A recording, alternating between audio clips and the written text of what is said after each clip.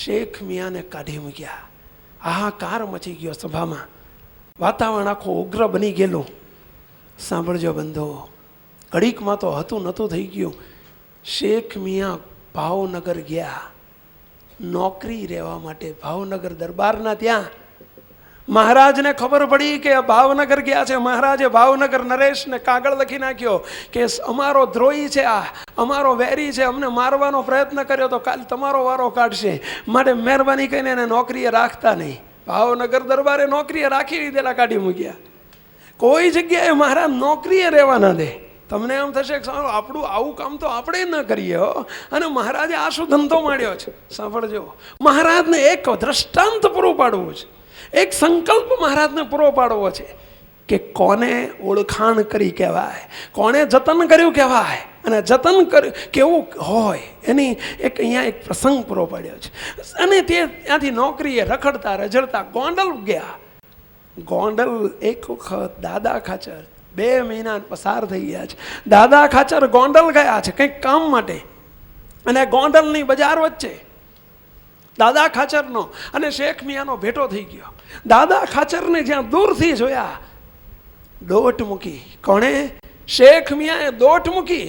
આવીને એકદમ રસ્તા વચ્ચે, રોડ ઉપર, રસ્તા વચ્ચે, બજાર વચ્ચે શેખ મિયાએ દાદા ખાચરને માંડ્યા દંડવત કરવા માંડ્યા. બેઠી પડ્યા બાથમાં ગાલીને. ઓહો દાદા ખાચર, તમે?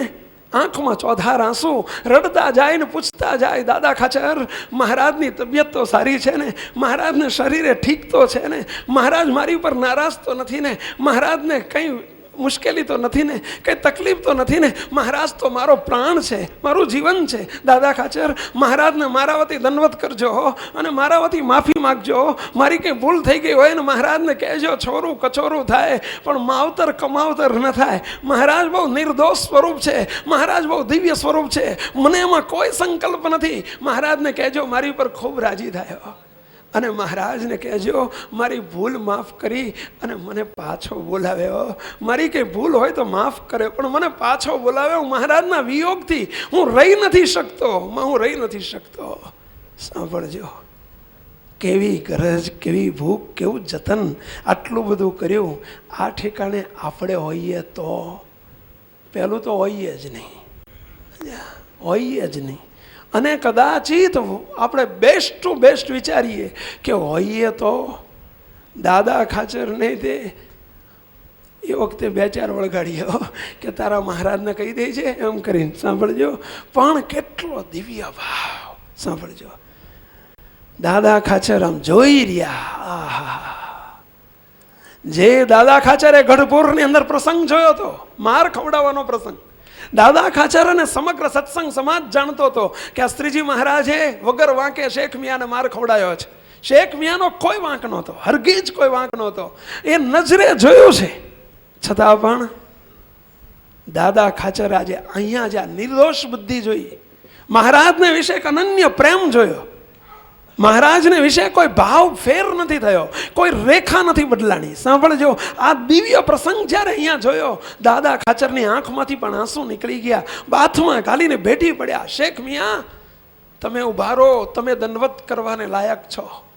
ભલે મેં આખો મારો દરબાર સોંપી દીધો હોય શ્રીજી મહારાજને, અને 500 પરમહંસોના અખાડા મારા દરબારમાં અખંડ રહેતા હોય, સંતોના ટોળા મારા દરબારમાં ઉતરતા હોય, અને મહારાજ અખંડ 28 વર્ષ મારા દરબારમાં રહ્યા હોય, પરંતુ હે શેખ મિયા, તમારી આગળ મારું પલ્લું હંમેશા ઊંચું રહે, તમારું નીચું રહે.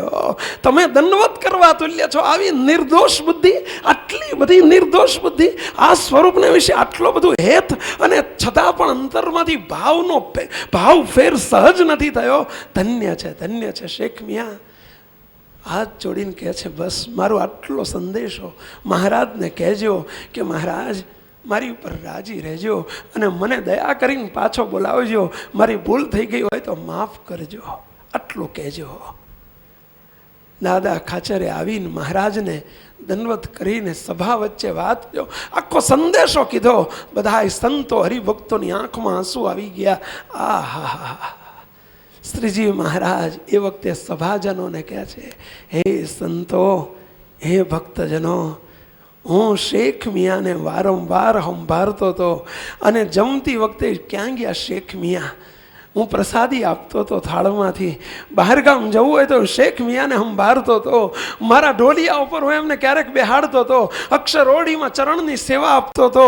સૂતા ને ઉઠતા ને જાગતા હું એમને સંભાળ્યા કરતો હતો. એનું કારણ તમને ખબર પડી? હું કોઈ સામાન્ય હાલી મવાલીને નથી સંભાળતો. જેને અમારે વિશે આટલી બધી નિર્દોષ બુદ્ધિ આર પાર ઉતરી ગયેલી હોય, જેના રોમ રોમમાં દિવ્ય ભાવ આટલો દ્રઢ થયેલો હોય અને જે અમારા સ્વરૂપનું આટલું બધું જતન કરી શકતા હોય, એવા ભક્તને હું ન સંભાળું તો કોને સંભાળું? હું કેમ સંભાળતો હતો એ તમને બધાને ઘણાને થતું હતું. મહારાજ એનું આટલું બધું રાખે છે એ તમારા સંકલ્પનો વિરામ કરવા માટે, એ સંકલ્પને તોડવાને માટે અને એને વિશે અહોભાવ પ્રગટાવવાને માટે કે એને અમારે વિશે કેટલો બધો અહોભાવ છે, કેટલી નિર્દોષ બુદ્ધિ છે એનો તો ખ્યાલ કરો. એ ખ્યાલ કરાવવા માટે અમે આ પ્રસંગ ઊભો કર્યો છે. મહેરબાની કરીને કોઈ એ શેખ મિયામાં સંકલ્પ ન કરતા. એમાંથી પોઝિટિવ દ્રષ્ટિએ જોજો, એમાંથી હકારાત્મક દ્રષ્ટિએ જોજો, એમાંથી સવળો વિચાર કરજો, એનો ગુણ લેજો કે એણે અમને લાફો નહોતો માર્યો, એની તાકાત છે એની અંદરથી, એનો સંકલ્પ ઉઠી શકે કે એ લાફો મારવાનો સંકલ્પ કરી શકે. આટલી બધી નિર્દોષ બુદ્ધિ, આટલી બધી નિર્દોષતાનું સાક્ષાત સ્વરૂપ અને અમને આટલા નિર્દોષ સમજનારો શું આ કરી શકે? પરંતુ અમારી લીલા હતી.